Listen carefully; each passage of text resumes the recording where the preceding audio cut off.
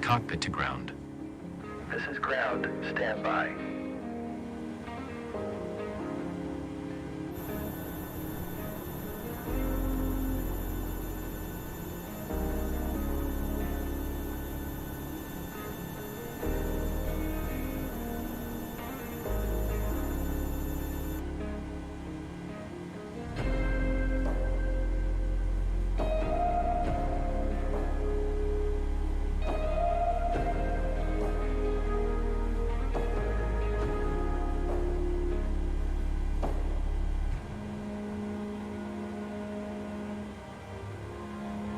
Okay, sir. The bypass pin is installed. All doors and hatches closed and all ground equipment is removed. The parking brakes are set. You may lift. Parking brake set. Lifting the aircraft.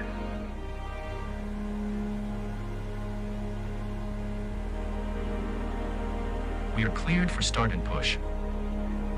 Okay, cleared for push start. Please release parking brake. Parking brakes are released. Commencing pushback. You can start the engines in sequence. It will start in the sequence.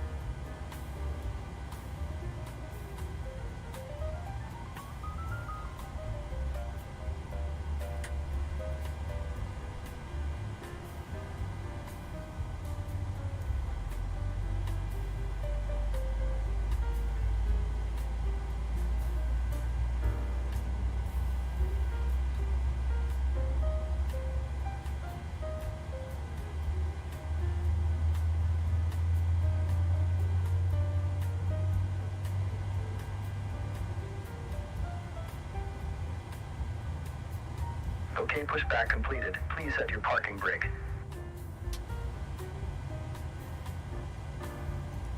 Parking brake set. Parking brake set. Lowering aircraft. Ground. Startup is complete. You may disconnect. Roger. Good engine start. Clear it to disconnect. See you at the side. Have a good flight. Holding position waiting for the visual. Thank you and goodbye.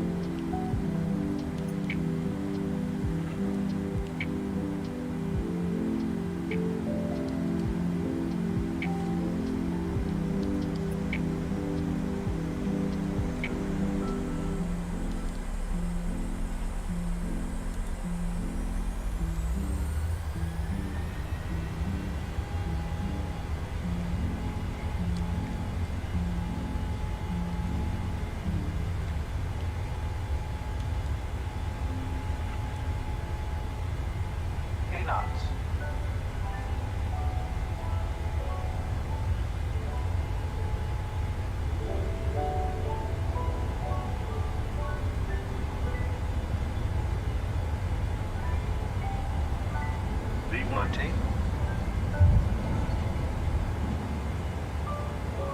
Positive rate of climb.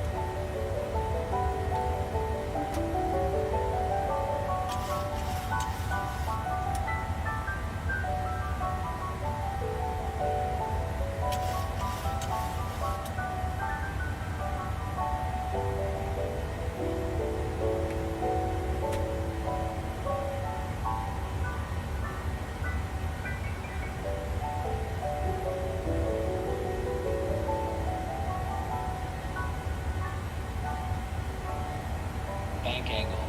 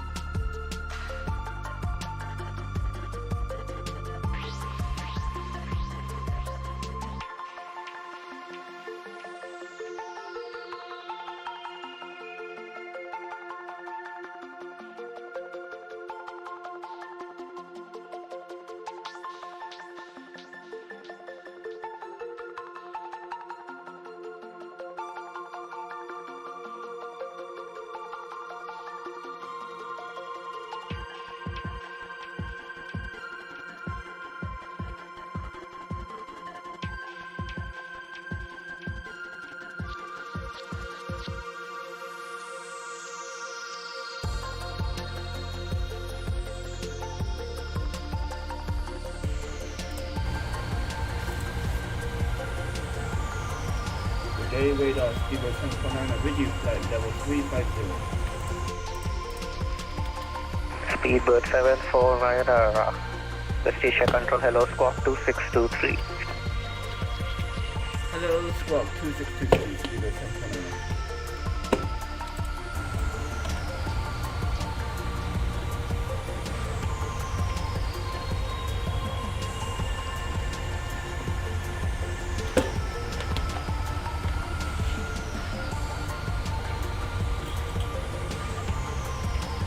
Speedbird 749, identified, climb to flight 7350, direct Alpha Alpha Echo. Climb flight level 350, and can I have that waypoint again? Speedbird 749. Speedbird 749, direct Alpha Alpha Echo. Alpha Alpha Echo, speedbird 749, correct?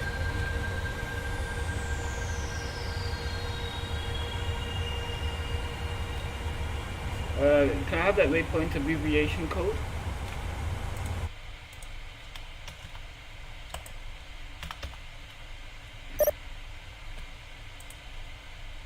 Roger, route director Alpha Alpha Echo, speedbird 749.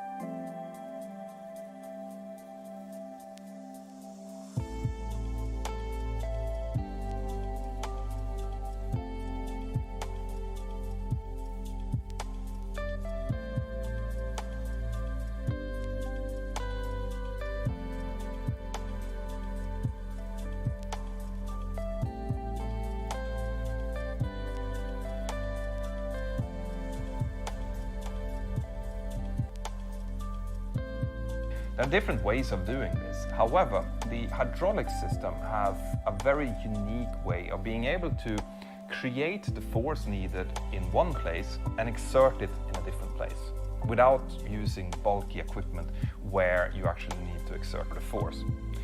So for example, we use all of the hydraulic pumps are either in the engines or inside of the central wheel well bay. But the actuators for example, the ailerons or for the rudder is where they are, right? It's out on the wings or back in the tail.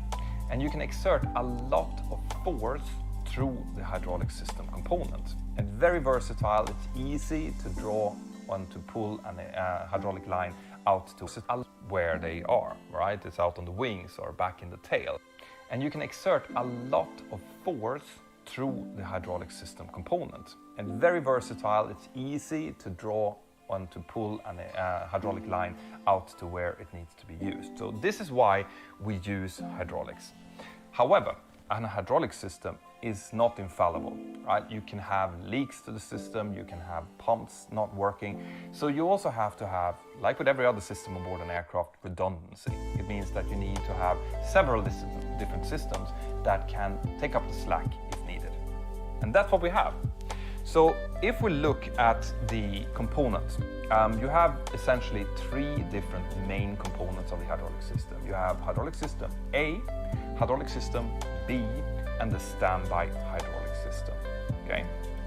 The way that we monitor the system in the cockpit is we have Fly 1071, request from the main system A.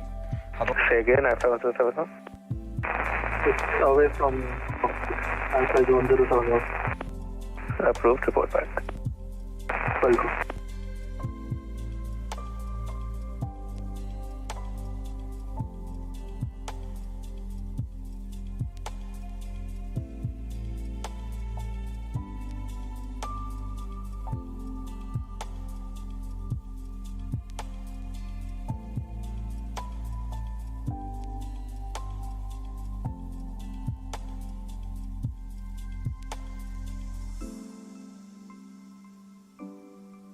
Hydraulic system B and the standby hydraulic system.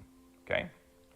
The way that we monitor the system in the cockpit is we have on the lower display unit, the one that's below the main engine components, you can press a button called MFD, the multifunctional display. Press systems, that will bring up an overview of the hydraulic system. It's very simple. You'll get the system pressure and the system, basically the fluid volume.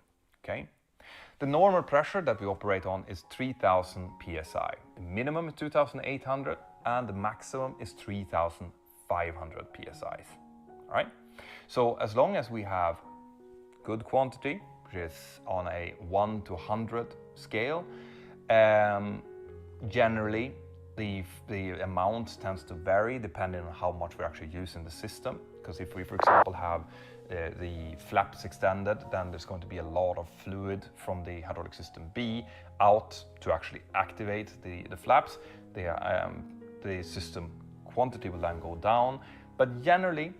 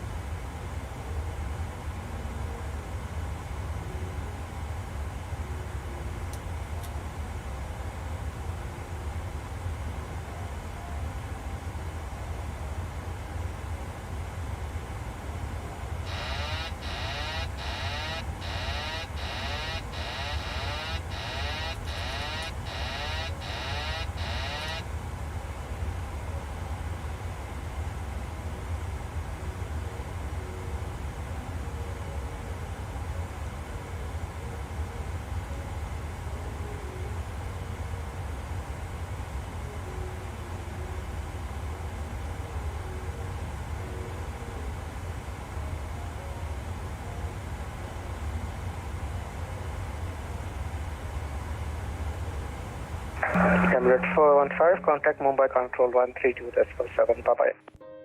it's above 76%. If it's below 76, Chennai Control, good afternoon, this is iFly. but that warning is only available when we are with normal, but everything retracted, and we are on the ground, right? So it's not even...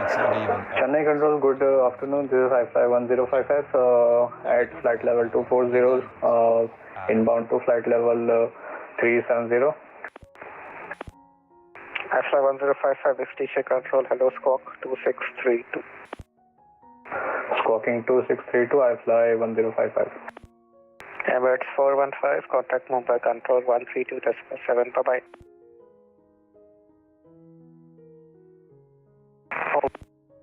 Emirates 415. Emirates 415, contact Mumbai Control 132.7, bye-bye. 132.7, Emirates 415.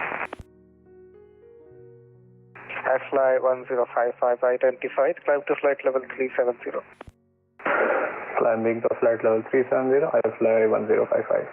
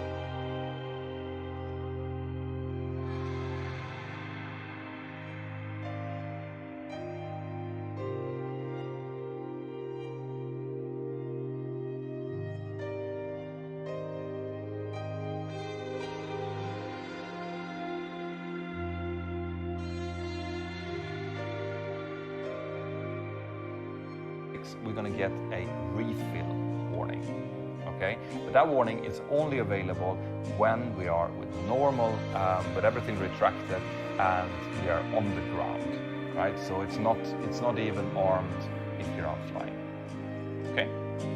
On the overhead panel, we then have the hydraulic panel, which is basically 4 different switches and a couple of lights, okay? The switches are for each hydraulic pump. So the hydraulic A system has an engine-driven pump, which is driven by the number 1 engine, and a electric motor-driven pump, which is situated in the main wheel bay. The system B has the same. So number 2 engine-driven pump and an electric motor-driven pump in the wheel bay.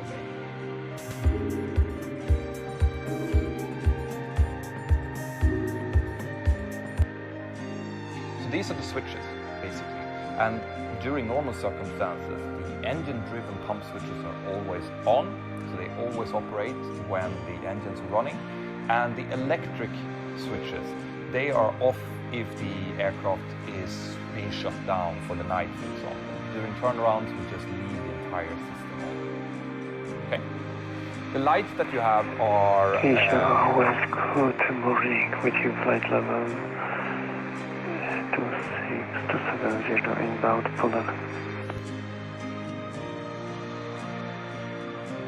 Juliet Romeo 2120 station control, hello, stop 2665. Both Montana around my Squawk 2655, Jerry Air 2121.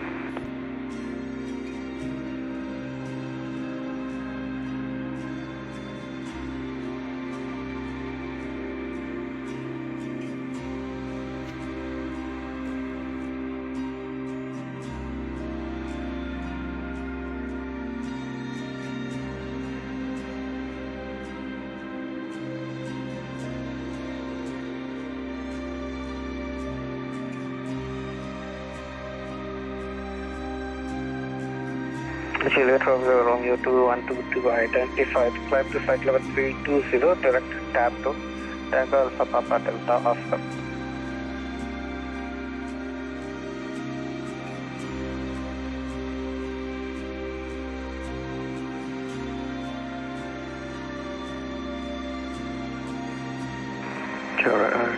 122, climb flight level 320, inbound, say again to us that point. Tango Alpha Papa Delta Oscar. Inbound Dapot for Cherry Air 2122, thank you.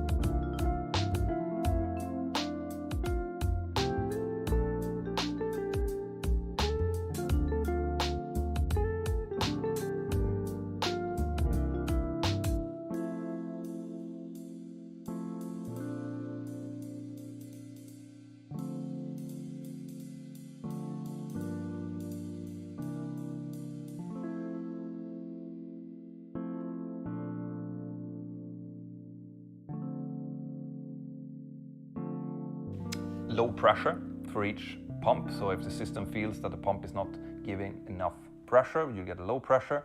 And then for the electric driven pumps, you also have an overheat warning, which indicates that the system, the pump is about to overheat because it's being cooled by the hydraulic fluid. And if, for example, there is a loss of hydraulic fluid and there's nothing going through the pump, it can both lose pressure and overheat quickly, and we then need to switch off the pumps.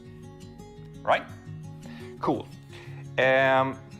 So let's have a look at the different hydraulic systems then.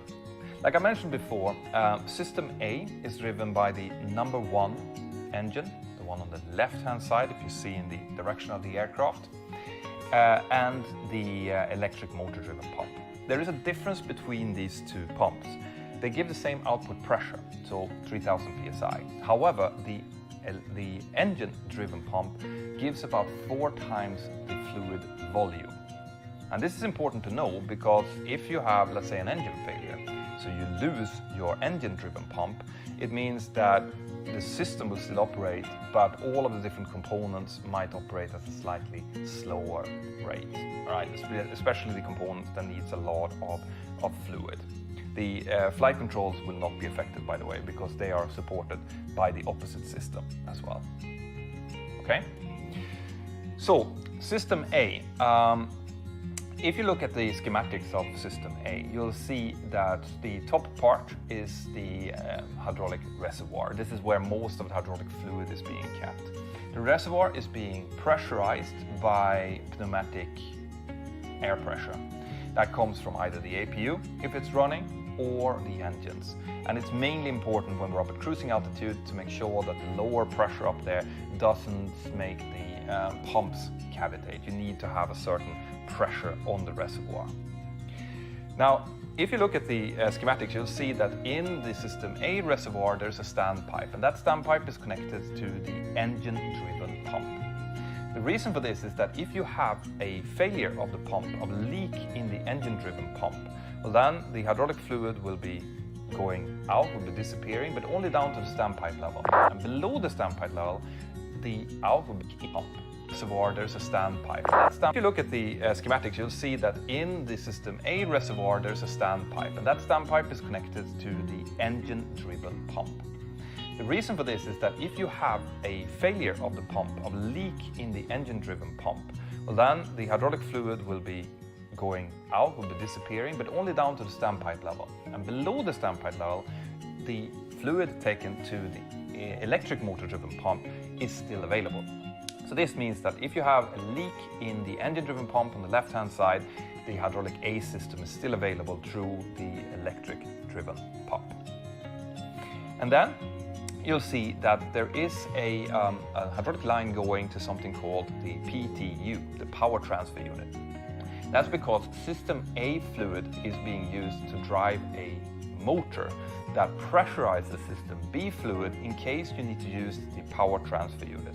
The power transfer unit is really only there to provide extra volume to drive the leading edge devices and the standby the leading edge devices in case they're needed, for example for auto slat extension in case of a low speed scenario, something like that. So it's a kind of a backup to make sure that the amount of fluid in the hydraulic B system is available, even if you would have, for example, an engine failure of engine number 2, right?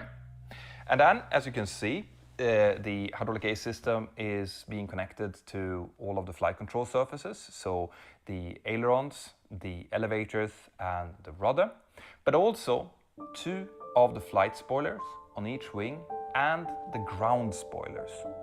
Okay, it's connected to the autopilot A. So if you have a loss of hydraulic system A, the autopilot A will not be available, the autopilot B will be, and also the extended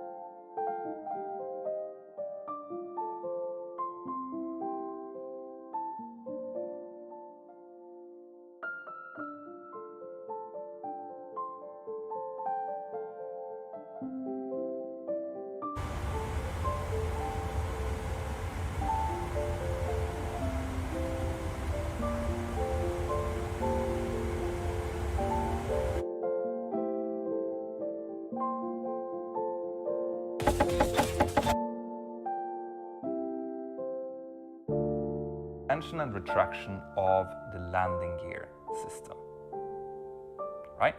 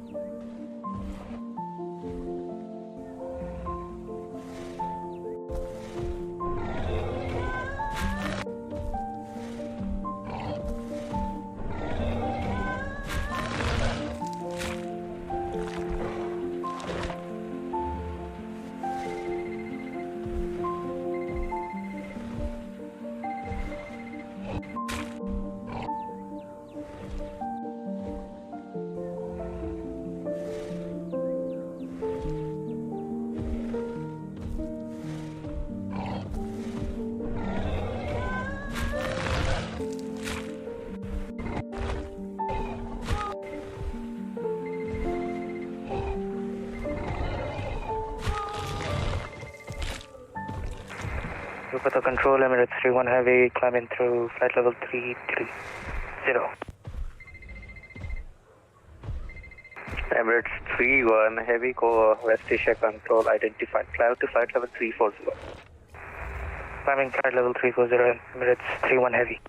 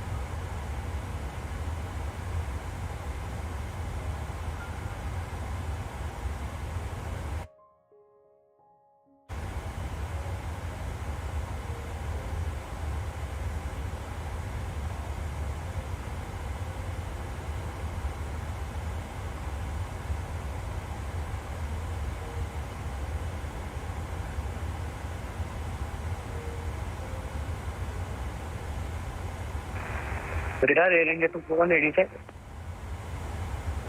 Stability 5. Pardon.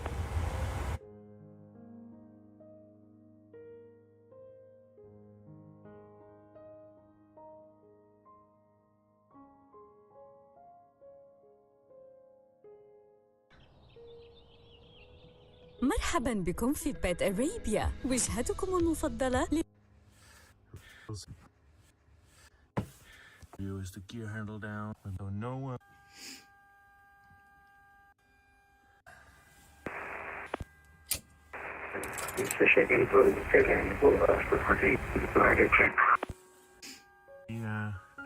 Station calling, read you 0. So no voice, only the sounds of the airplane.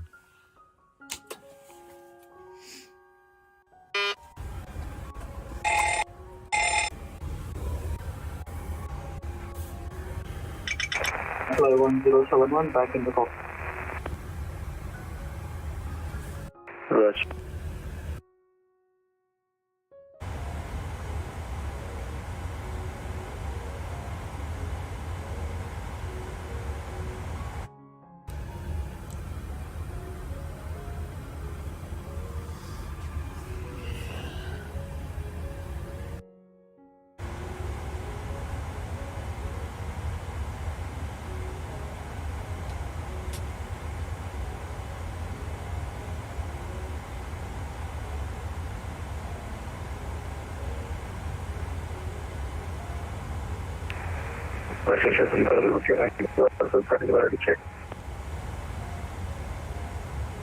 Please use 2 by 5 stop.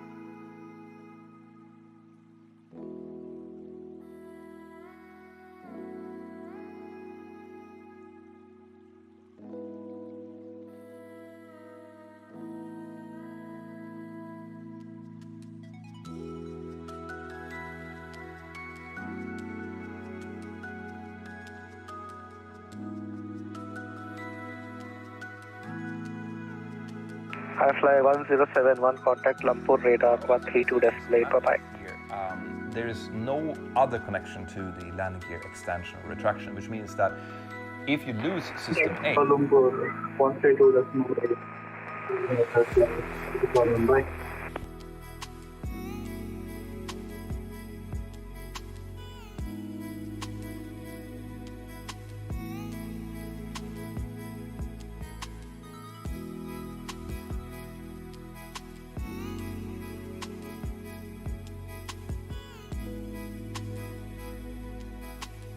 whatever reason, well, then you need to have a separate standby system to extend the gear, and we do.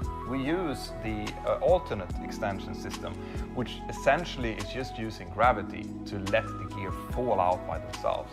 There is a specific checklist for that, and it entails basically just opening the up blocks.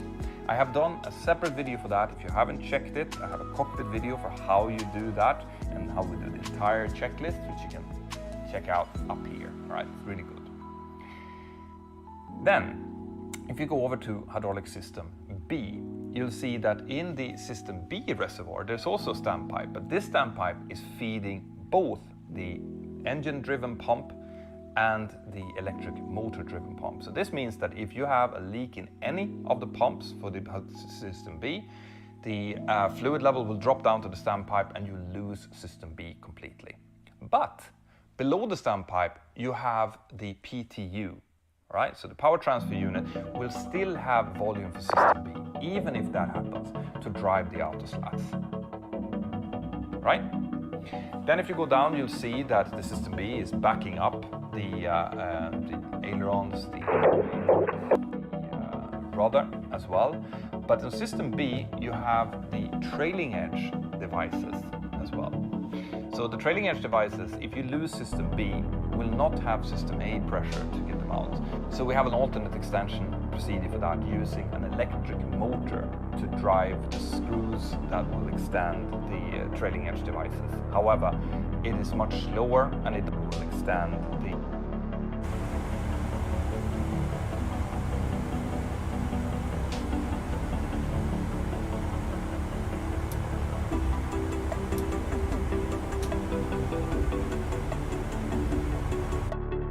trailing edge devices. However, it is much slower and it doesn't have the same skew protections and protections in general as a normal system does. So you have to be very careful if you use the alternate trailing edge flap extension procedure. Okay. Then it's also connected to two of the flight spoilers on each wing and to the autopilot B, of course. But it's also being used for the landing gear transfer unit. So this is a similar situation to the power transfer unit, but it's different in the way that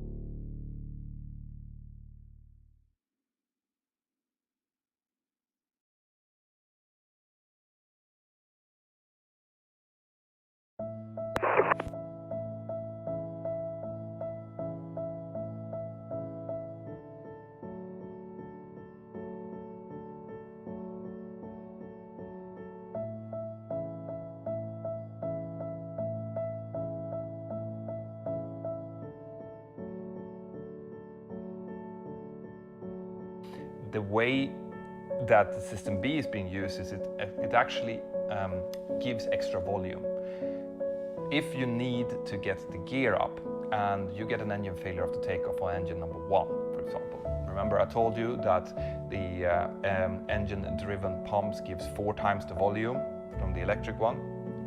Well, we understand that if you have an engine failure on engine number 1, you want to get the gear up, you want to reduce the drag as quickly as possible as part of an engine failure after takeoff scenario, well then you need to get the gear up fairly expeditiously. And in this case, the landing gear transfer unit jumps in and it gives the additional volume to get the gear up as quickly as possible, to reduce the drag and to get the aircraft climbing away. So it's a very, very smart system.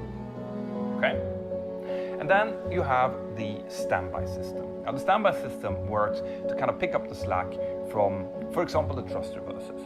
So if you have a failure of system A, well then the normal thrust reversers are not activated, but the standby thrust reversers are, albeit at a very slow rate. So you might get one thrust reverser opening up quickly, the other one slower using the standby system, so that might give you a bit of a yaw of the landing, so you need to be aware of that. It also activates the leading edge extension, in case of loss of system B, it drives the... Welcome to control, Emirates 3-1 heavy with the request. Loss of hydraulic system. Emirates 3-1, go ahead. And standby yaw. Would like to step out of the cockpit for a moment. 3-1 heavy. Approved. Roger, 3-1 heavy.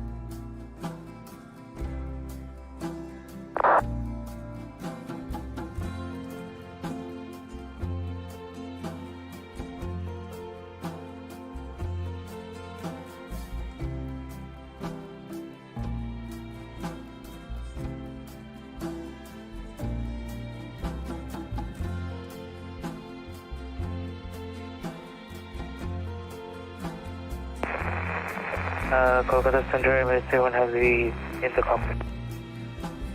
Roger.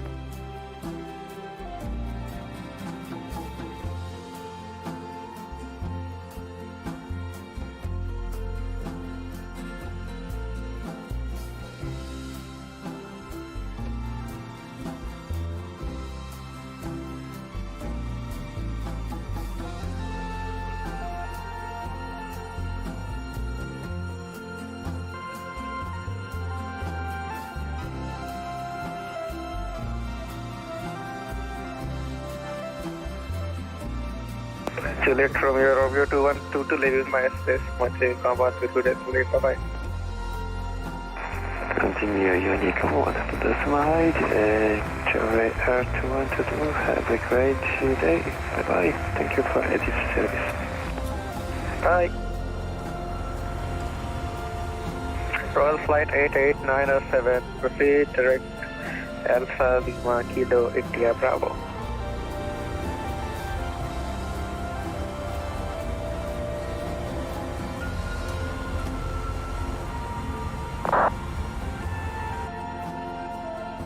Direct Alpha Kilo India Bravo, Royal Flight 88907.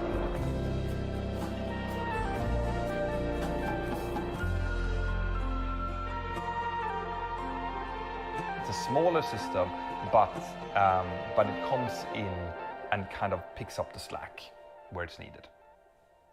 All right? So what about failures then? Well, we've kind of touched on it a little bit already, but I just want to highlight a few things. If you have a leak in a system component in either of the systems that is downstream of the pumps, you are likely going to lose that hydraulic system. But as I've indicated already, it's not that big of a deal because all of the really important functions are being picked up by the other system, for example, how to control the aircraft, or by the standby hydraulic system. There are, however, some things that will not be taken up. For example, there is no additional hydraulic source that will drive the autopilot. So if you lose system A or system B, that autopilot channel will not be available for you, and that will be important if you want to try to do an autoland. Because remember, you need 2 autopilots to do an autoland, and that will not be available to you. So that will be important from a planning point of view. And then you have specific parts of the system that will not be activated hydraulically. So in the case of a loss of system,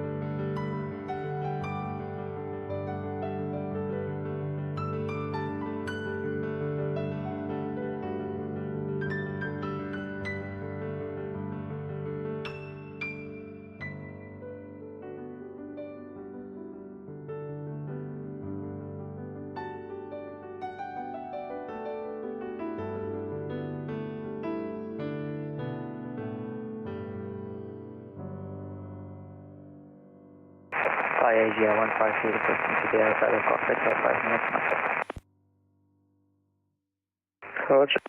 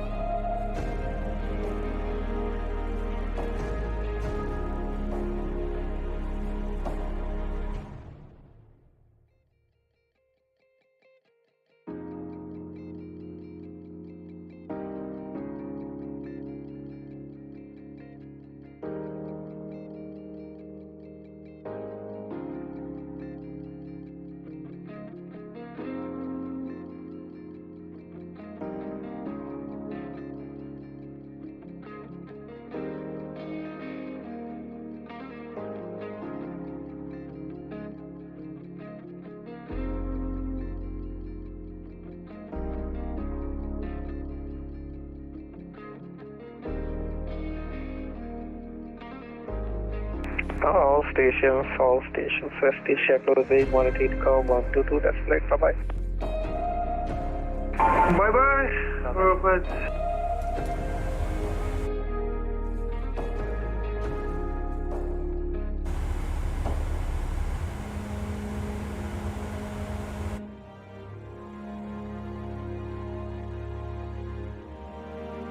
System A, for example, you'll be able to continue to fly the aircraft perfectly. Just use autopilot B instead. But then as autopilot monitoring reads through and executes the QRA checklist, there are some things that will be highlighted. For example, you need to plan for a manual gear extension. And the reason they say plan for it is because it takes a while to do. It doesn't take long, but it takes maybe 30 seconds. While normally, just lowering the landing gear is something we will do maybe at 4 nautical miles. It just takes a second to do. Here it maybe takes 30 seconds to read through, so you might want to plan to do it a little bit further out. And also, since you're now using the kind of gravity to extend the gear, there is no hydraulic system to actually take the gear back up in case you need to. So this means if you do a go around, the gear will be hanging out, you'll be climbing slower, and also if you do a go around because of poor weather and you want to divert, you will not be able to get the gear up during the diversion, which means you're going to use a lot more fuel. So this is something that you will have to plan for as well. Maybe choose to go to a destination which has good weather that can, assure a landing, or if it has really marginal weather, maybe think about doing a diversion. Also, on top of that, you have to input into the OPT, our performance tool, that you have a loss of system A, because things, for example, like the ground spoilers are not activated anymore. So you'll have a longer landing distance, right? The same goes if you lose system B. You're losing certain components, most of them are being picked up by system A, but the trailing edge flaps are not. Okay, and neither are the leading edges, which are now being run by the standby system. And the trailing edges, you'll have to drive them out using an electric motor, which you'll actually have to hold down to make sure that the trailing edges comes out, and you basically just let it go when you have the trailing edge you want. And as the trailing edges comes out, the leading edges will be automatically extended, depending on what flaps you're using, but you will not be able to retract them. Right? The standby system is only extending the leading edges, it will not retract them. So once again, you're going to have to think about that in case of potential diversion from a fuel burn point of view. Okay? This will also take time, so maybe give yourself a slightly longer final, slow things down a little bit, monitor the trailing edges very carefully to make sure there's no skew or anything happening during the extension. But all in all, not a big deal either. All right? Now, the real problem comes if you find yourself in the very unlikely scenario of a loss of both system A and B. Now, there is a checklist for this as well. It's called manual reversion. And the reason it's called manual reversion is because you are now going to have to go in to actually handle the 737 using muscle power. Remember how I talked about the Cessna before and how you use wires that are connected to the yoke and to the very unlikely scenario of a loss of both system A and B. Now, there is a checklist for this as well. It's called manual reversion. And the reason it's called manual reversion is because you are now going to have to go in to actually handle the 737 using muscle power. Remember how I talked about the Cessna before and how you use wires that are connected to the yoke and to the rudder pedals in order to drive the flight controls? Well, essentially, if you lose both system A and B, you're turning the Boeing 737 into a big Cessna. The 737 is one of the only aircraft of this size left that actually have physical wires connected out to all of the flight controls. So if you lose system A and B, the rudder will still have some hydraulic help from the standby system. You will still have a standby yaw damper that will work, but ailerons, elevator, that's all by the muscle power. So you need to be careful. You need to plan this really, really carefully, guys, because you don't want to go into normal, maybe 30 degrees bank. That's going to be way too much. It's going to take you way too much muscle power to get it back level. So plan for maybe 10, 15 degrees of bank, which will give you much bigger turning radius. So in this case, plan for a really long final, right? It's going to be a struggle to do this. You can think about things, for example, about changing roles, so that if you have a long way to fly to your destination, maybe you can choose the pilot flying for 10 minutes, and then as you're starting to kind of wane with muscle power, switch over.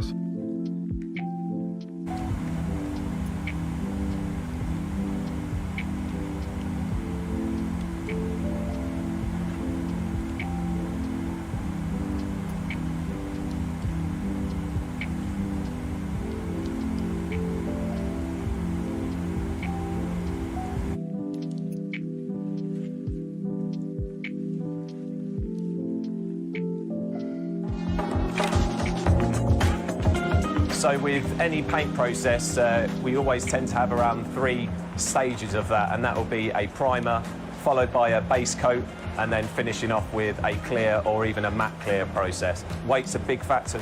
We work really closely with the factory to ensure that what we're putting in the car is weight minimal. We can just help provide the best performance we can.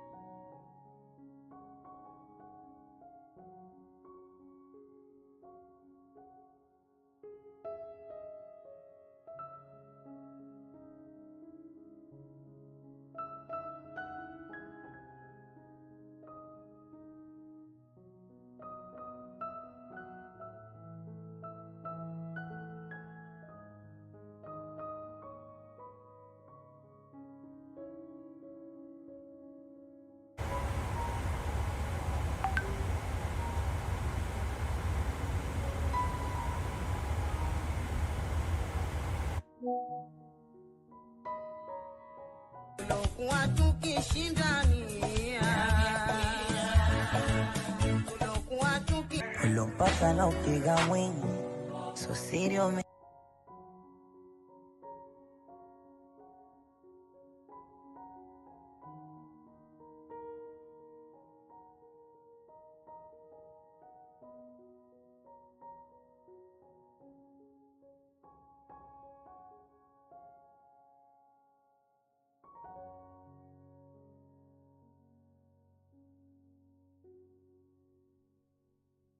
menawiri, rangi mashallah, kampe hongera zake, bato siwezi amezidi vingi.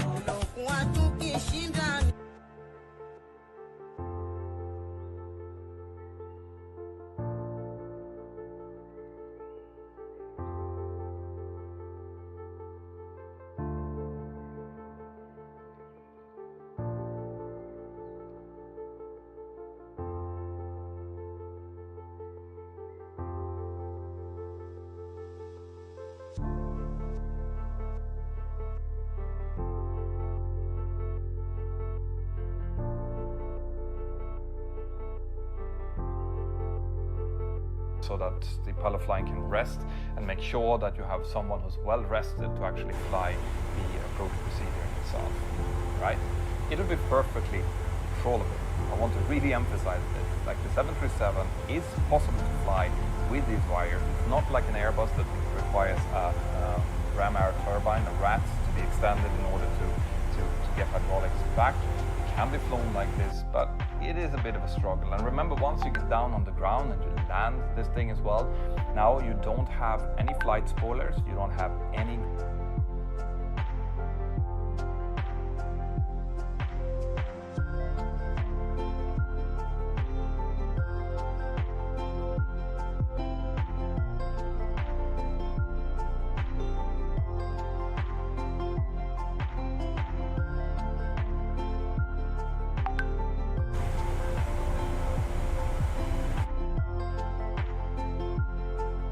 spoilers, so the landing distance will be longer, and also crucially you don't have neither normal nor alternate brakes. Okay, so the brakes that you'll get from what's left in the brake accumulator, which has some pressure in it. It always saves a certain amount of pressure so that you can get some braking, right? But this brake pressure accumulator, it only has so much pressure. So you cannot be pumping the brakes. If you do, you'll be running out of that, pressure that is left, and you might find yourself without any brakes whatsoever. So once you land, one steady application of brakes until the aircraft is completely stopped. Once you are stopped, remember, you don't have any nose wheel steering. You will not be able to taxi the aircraft. So it's just about hoping that you have enough brake pressure in the accumulator to set the parking brake, and then just wait for a tow to call and tow you to your final destination. All right? So basically that's it, guys. Like this is the hydraulic system. It's a very, very good redundant system with a lot of backups in it, and even if you fail completely, you will still be able to fly the 737. It's a great aircraft from that perspective. Okay. Now I'm guessing that you probably have a lot of questions about this. As always, you know, put them in as comments below. I'll try to answer them there. But if you want to talk to me directly or to other operational pilots, either on Airbus, Boeing, or a private jet, or whatever it might be, we have a lot of them available inside of the chat of the Mentor Aviation app. So once again, this app is completely free to download. You have the links to download it down here. Check it out. Just tag @Mentor if you want to send me a message. And that's it. I want to send a huge thank you to the sponsor of this episode, which is Blinkist. It is a really, really good app, which I use myself a lot. And if you want to try it out, then just use this link here below. You'll get 1 week where you can try it absolutely for free. And then if you like it, you get a further 25% discount by using this link on the price of it. Okay? So check it out. Have an absolutely fantastic day wherever you are, and I'll see you next time. Bye-bye. Right, guys, I really hope that you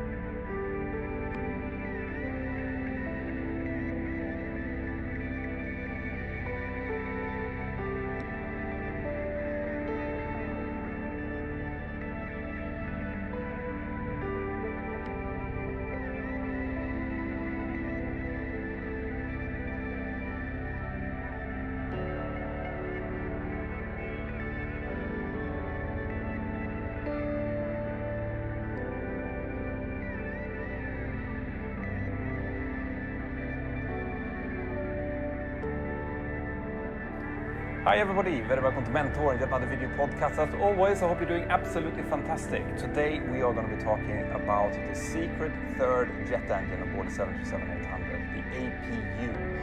What does it do, why do we have it, and what happens if we don't have it? Stay tuned. 131016, everyone right, third and land, 31 right. Delta 260, introduce. This video is brought to you in cooperation with Brilliant. Now, maybe you are like me and you find yourself together with your kids with a little bit too much extra time. And you want to start to improve things like, for example, science, maths, or physics. So if it friends.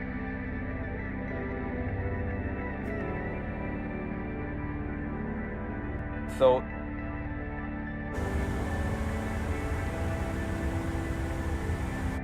this is a video that I've had coming for quite a long time. It's about the auxiliary power unit, the APU, which is actually a jet engine that we have in the back of the aircraft in order to give us electrical power and pneumatic pressurized air for a few.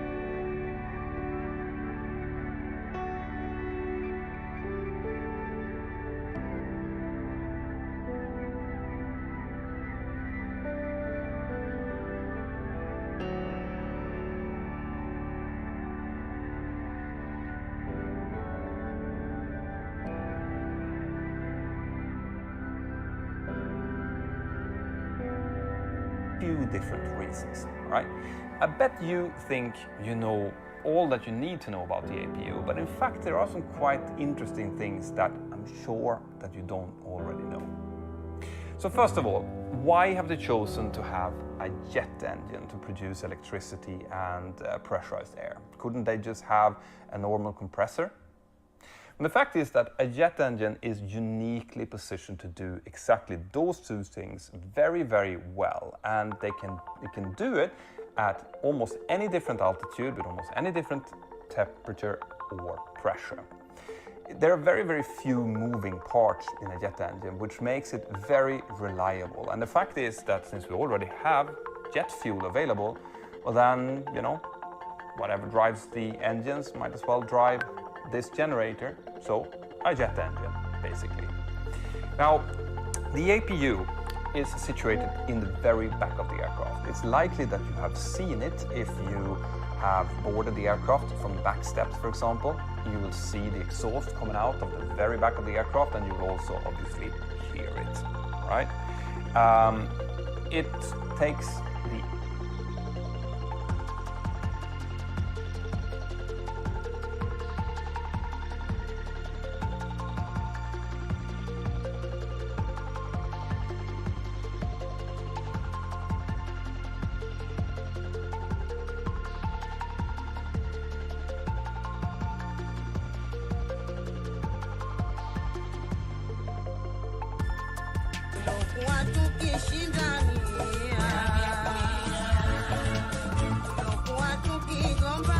Lo pasa na upiga mwingi, so sirio mena.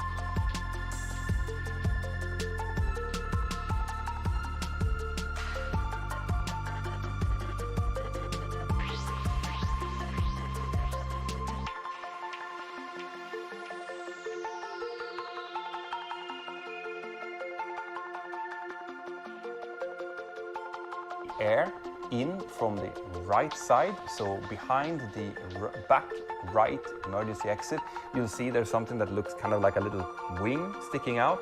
That's a vortex generator that forces the air into the air inlet when we are using the APU in flight. And from there, the air goes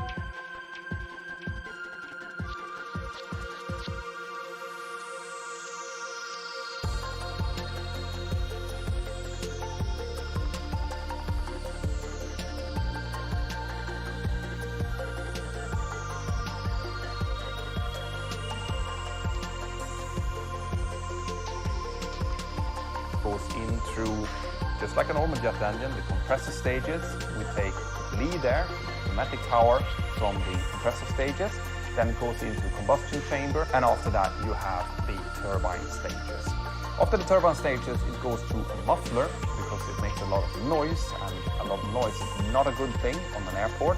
There's actually quite a lot of rules and regulations surrounding the use of the APU, and then it's being tossed out. But those of you who have checked the 737-800 would have noticed that there's not only one exhaust, there's actually two holes in the back of the aircraft.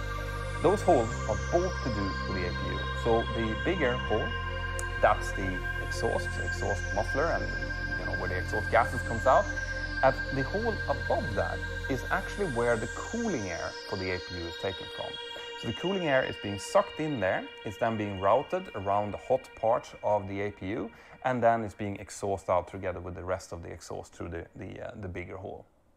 The fuel is taken from the number 1 tank, that's the tank on the left-hand side, and it can either be pumped up to the APU using the normal fuel pumps, or it can be suction fed to the APU. In any case, here is one thing that we need to think about in the cockpit, and that is the fact that since the APU is taking its fuel only from the left-hand side, if we have let's say we have a long slot, for example, and we need to run the APU for air conditioning, well, in that case, it will start depleting the fuel on the left-hand side, not on the right-hand side. So if you're not careful, you might develop an imbalance, which is where there's more fuel in the right tank than in the left tank.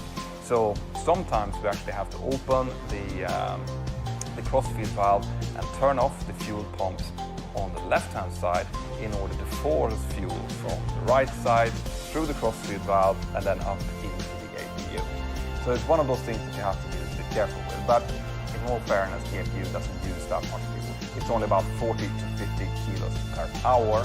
So in order to get about a 200 kilo balance, you would have to wait about 4 hours. But I should be saying that if you have to use a lot of air conditioning, it does use a bit more fuel than stated, so it's still worth to kind of keep track of. Okay, so what does the APU do then? Well, I've already mentioned that it is an electrical generator and that it produces clean air. So that gives you a bit of a clue why we have it. On the ground, we tend to use it primarily to give us electrical power until we get ground power. So, for example, as we're taxiing in, we tend to start up the APU, and then when we get onto stand, we immediately put the APU on the electrical buses, so that becomes the electrical power source, and then we can shut the engine down without any delay. Then, as soon as we get ground power connected, if we don't need to use it as an air conditioning source, then we turn the APU off, right? The reason we do that is, like I mentioned before,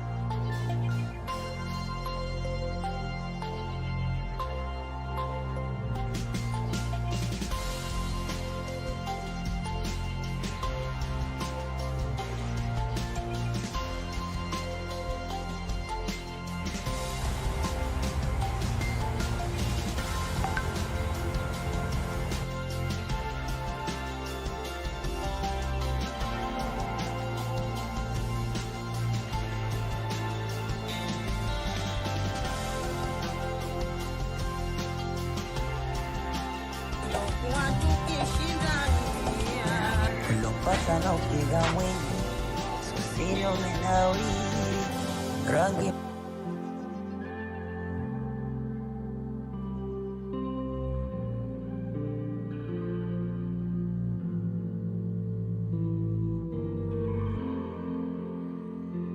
before, there's quite a lot of exhausts coming out of the APU, and on a major airport, if you have hundreds of aircraft standing with the APU running constantly, it means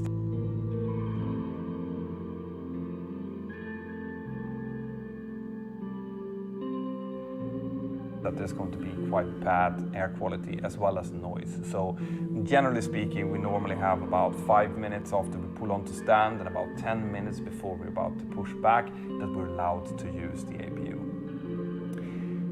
If we don't have any external air conditioning, so here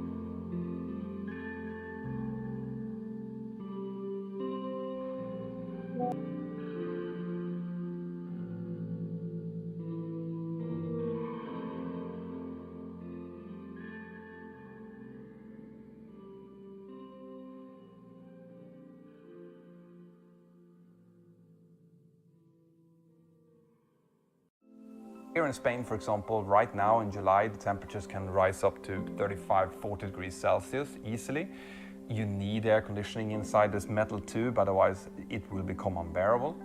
Well, then we can ask for permission to use the APU while we're standing on the ground in order to cool the air down, right? Most major airports here in Spain have external air conditioning. You've probably seen this big kind of plastic tube that goes out and is connected to the lower part of the aircraft. That's the air conditioning. But if that's not available, you need to be able to use the APU. Now, to start the APU is really, really simple.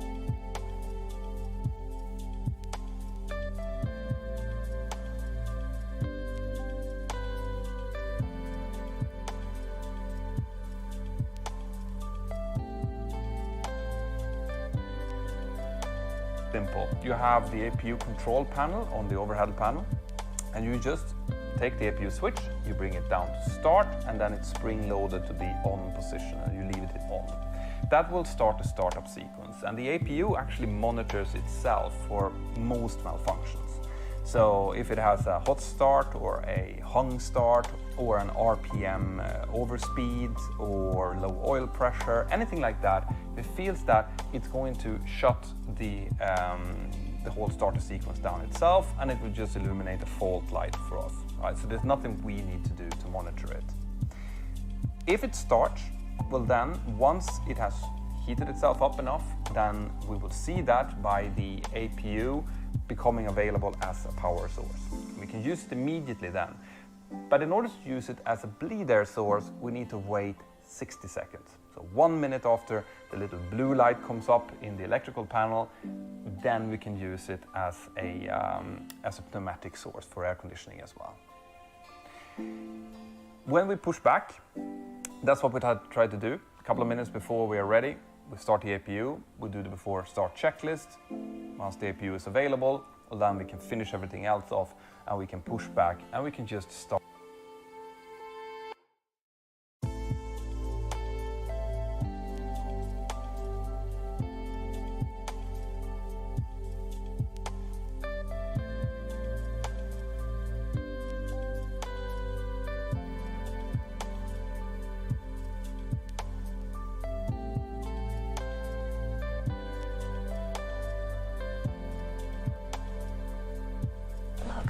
I just wanted to come over and say congratulations. Congratulations for what? Oh, no. Sorry, why were you congratulating me? On the promotion. I swear I heard Steve say you were getting a promotion. Not that I know of. You thought I was pregnant, didn't you? What? No! Don't bullshit me. You think I'm looking fat enough to be pregnant? What? No! No, you do not look fat. And if you were pregnant, you're holding it really well. It's a friendly little high. Rowan! Congrats on your work ethic. Alan! Congratulations on making it into work today. Proud of you. Congratulations on the hair. Yeah. And congratulations to me. Just being cool.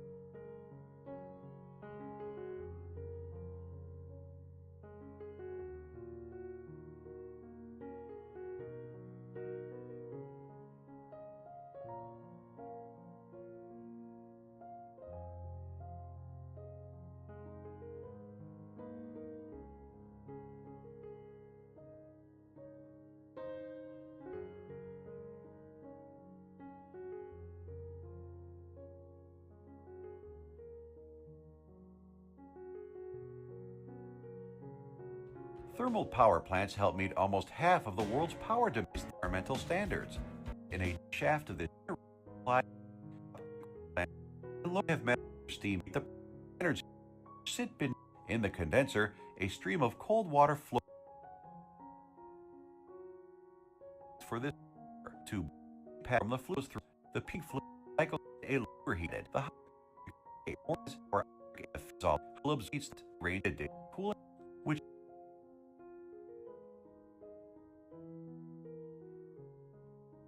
The heated up water from the condenser outlet is sprayed in the cooling tower, which induces a natural air draft and the sprayed water loses heat.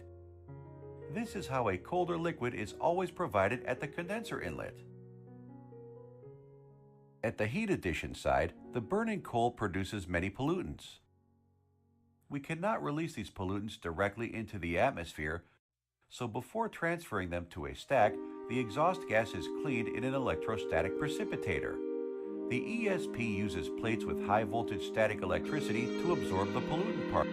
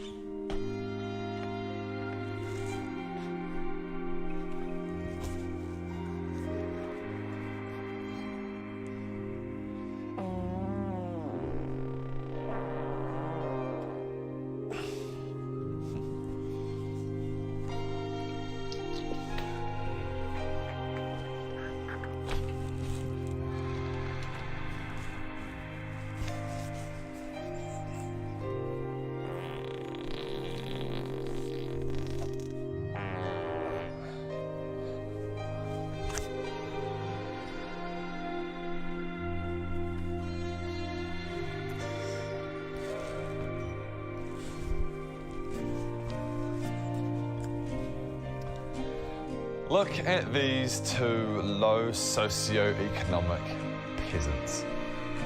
What an actual embarrassment. You know, it's insane that these are the best two employees that you could find. Pathetic.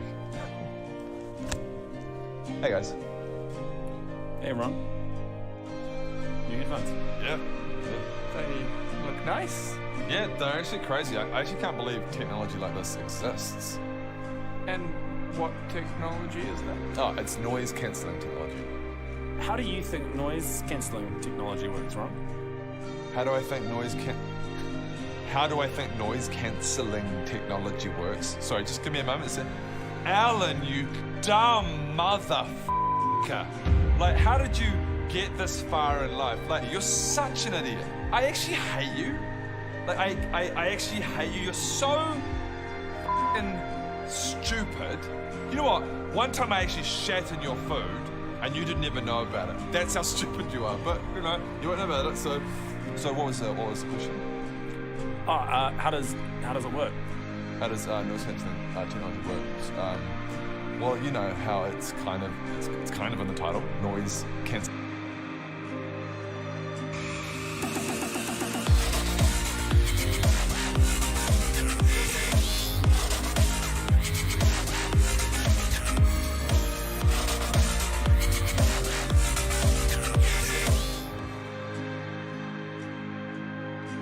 تورتيا من سويس اختيارات technology. I would have thought that was kind of obvious. Ron, I don't think it works the way that you think it does. You don't think I know how noise cancelling technology? Okay, hang on one moment. You fucking idiot! You're so fucking stupid. How can you be that stupid? God, I just want to punch you. I just want to punch you in the face. And your little voice, oh, my name's Jacob, I've got this stupid little question, I don't know how noise cancelling technology works. So what was the question? Ron, we can hear everything. Wow, Ron, wow, that is some crazy tech you've got. Yeah, it is, yeah. So get back to work, thanks.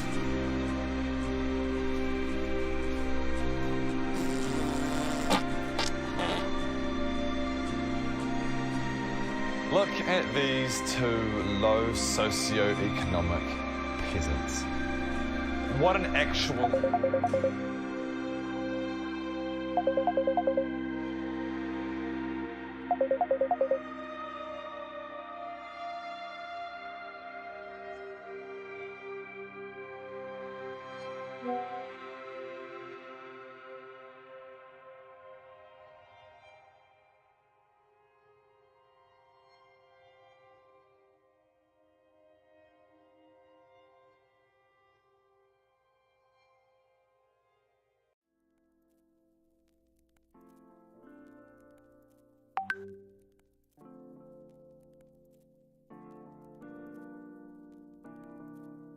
wow, that is some crazy tech you've got. Yeah, it is, yeah. So get back to work, thanks.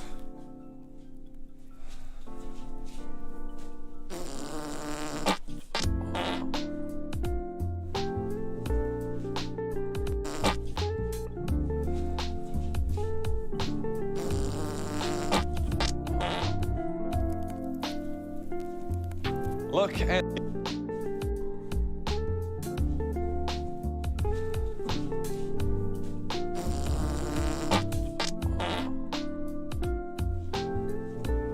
Look at these two.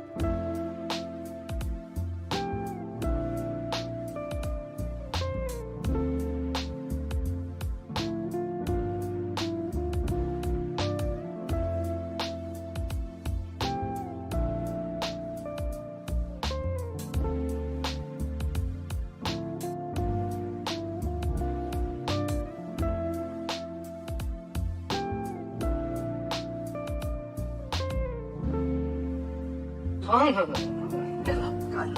2 coffees, 1 regular, 1 white.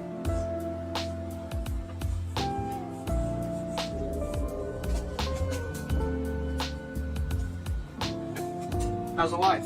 She has the flu. I'm sorry to hear that.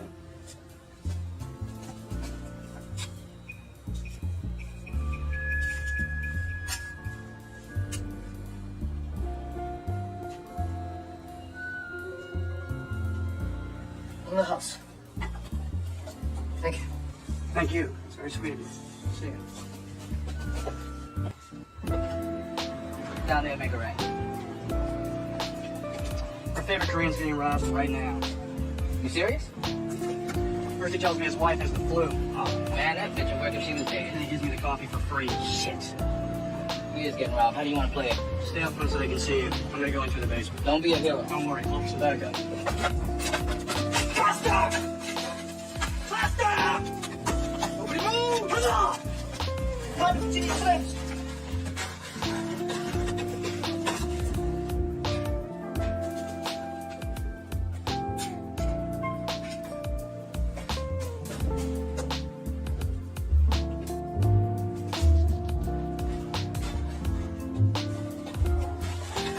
That cop's just sitting out there. Don't worry about the cop. What was that? Come here. What?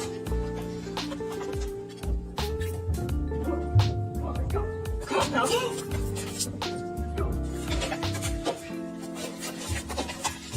What's back through there? Nothing. No entrance. What about the door? Empty. Basement. Just rats. Rats? Big ones. I hate rats. Why don't you keep this place clean?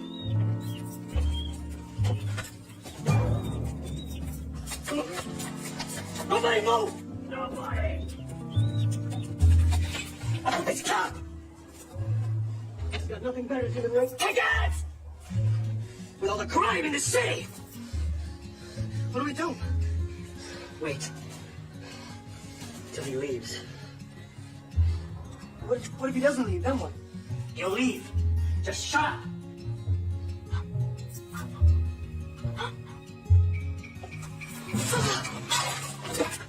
여보! 여보! 무슨 일이야? 무슨 말이야? I think she's having a heart attack.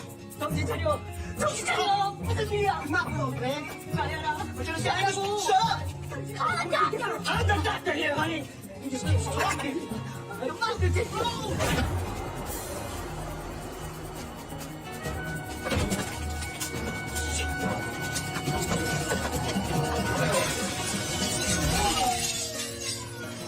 Come on! Get up, man! You alright? You alright, man? You alright? Get inside! Get inside! There's no room inside! Get in! There's no room inside! Come on, Charlie, get up, man! You alright, man? You alright? Why didn't you just shoot this asshole? Too many customers. You alright, man? Yeah, great. Come on. Hey, hey.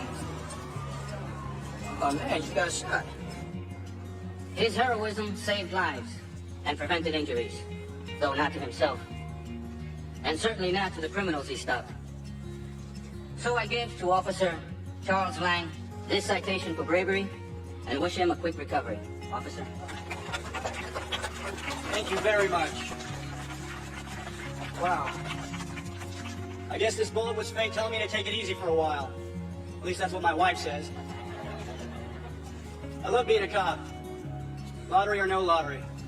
I think it's the most important job in the world. So I'd like to announce that I'll be donating $10,000 to the Policeman's Widows Fund. Thanks a lot.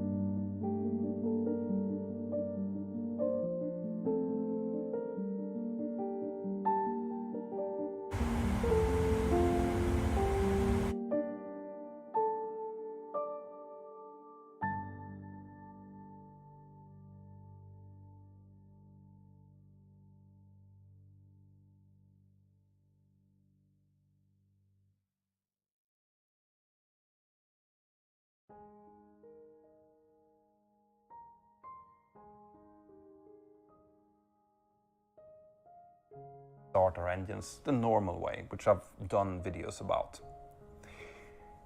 If the APU is not available, then it becomes a little bit more tricky, because without an APU, we are going to need not only ground power, but also an external start source. So we need to get a special big machine that can produce a lot of bleed air connected, and it connects on the right-hand side of the aircraft, which means that we can only start engine number 1. Normally we start 2 and 1. In this case, we're going to start engine number 1 on stand. Once that's done, we can use that engine as an electrical source and as a pneumatic source. So once we've started engine number 1, we can disconnect the starter unit from the right-hand side. We can push the aircraft back, set the parking brake, disconnect all of the ground equipment, and then we can do something called a cross-bleed start, which is where the engine number 1 is being throttled up in order to get enough pneumatic power to start the remaining engine number 2. So if you've ever been on an aircraft which have done this, pushed back, you've heard how the engine is kind of revving up normally to about 35-40%, then the remaining engine is started. That's why, right? That's because the APU hasn't been working. So what about when you use the APU in the air then? Generally speaking, under normal conditions, we almost never start the APU in the air, right? The APU is only used on the ground for the reasons that I've already said. However, if we have, for example, a really short runway, well, then we might want to use as much thrust as possible from the engines. And remember, if you take bleed air from the engines, that's actually taking away a little bit of that thrust. So we can do something called a bleeds off takeoff. That means that we stop taking bleed air from the main engines. All of that thrust is being focused in order to give us as much power as possible during the takeoff. But instead, we take the air for the pressurization of the aircraft from the APU. Okay? In that case, we're using a special checklist because it's really important. Otherwise, you might forget to switch the engines back on as pneumatic sources. And the APU can only be used as a sole pneumatic source up to 17,000 feet. Okay? There are basically 3 different limitations. The APU can be used as both an electrical source and a pneumatic source up to 10,000 feet. It can be used as a pneumatic source only up to 17,000 feet. And it can be used as an electrical source all the way up to the maximum certified ceiling of 41,000 feet. And the reason for that, the reason that you can use it as an electrical source that high up, is because if you would have an engine failure, if the engine would fail for whatever reason, well, then we need to have a backup electrical source. And that's the APU. So we can start the APU all the way up to our maximum certified ceiling. What I should say though is that even though it can run all the way up to 41,000 feet, you might not get it started up there. So if you had an engine failure on your maximum certified ceiling, then you need to do a drift down because you don't have enough thrust to keep you up there. I've done a video on that as well, which you can check out. And then you can try to start it as part of the checklist. But if it doesn't start, if you get a fault light,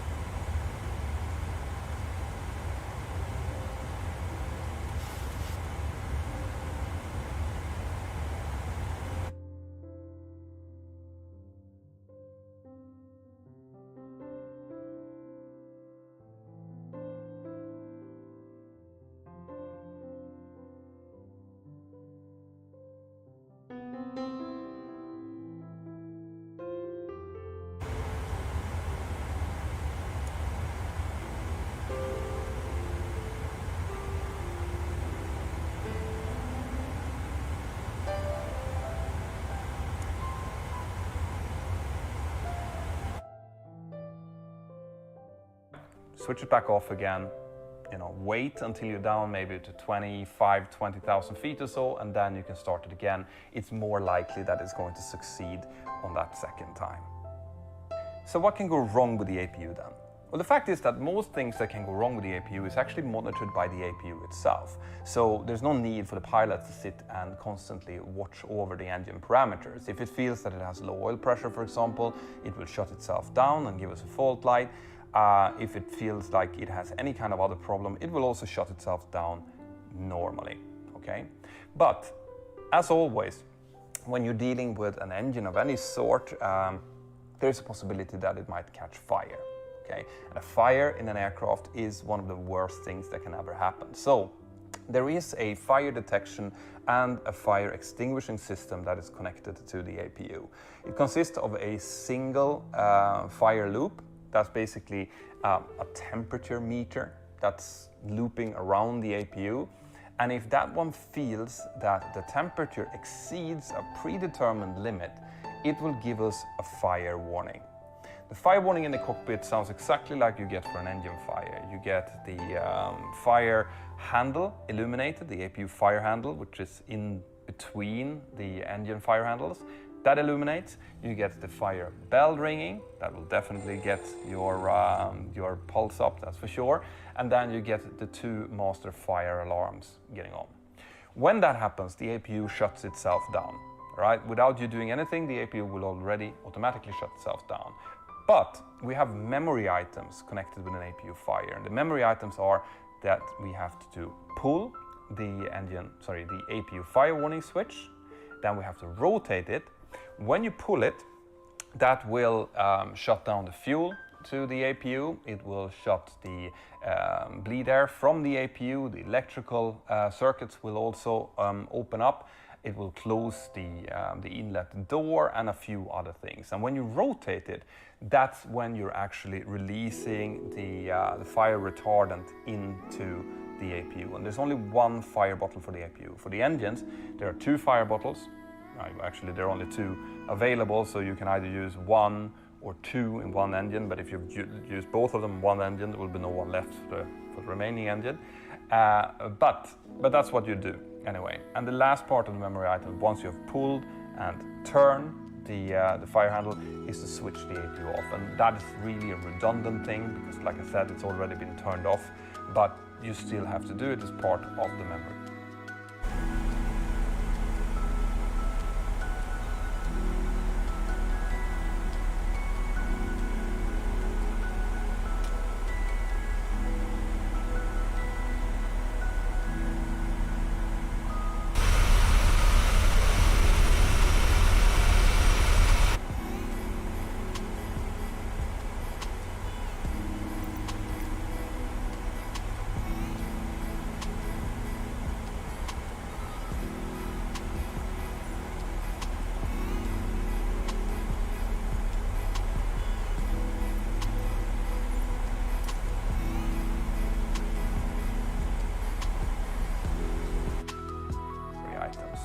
Okay. Then, once you've done that, hopefully the fire's gone out. In any case, you're going to try to go down and land as quickly as possible, because whenever you've had a fire indication on board, it is better to be safe than sorry and get the aircraft down on the ground and land as soon as possible. Okay? Other things to know about the APU. Well, the shutdown sequence, for example. Normally, when we shut it off once again, it takes care of itself. So we just turn the APU switch to off. Well, then that will initiate the shutdown cycle, which begins with 60 seconds of cool down. And once that cool down is over, well, then it's going to take care of shutting itself down completely by itself. There's nothing that you need to worry about. It will stop producing electrical power immediately when you switch it off. So you better make sure that you have connected it to a ground power source before you switch it off. All right?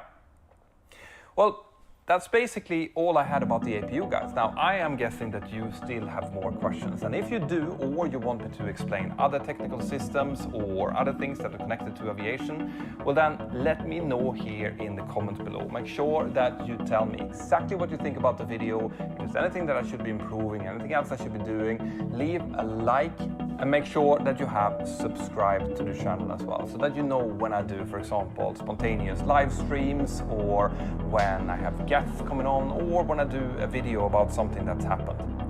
But if you want to discuss with other aviation enthusiasts or other commercial pilots out there, and you want to talk about technical issues, for example, or what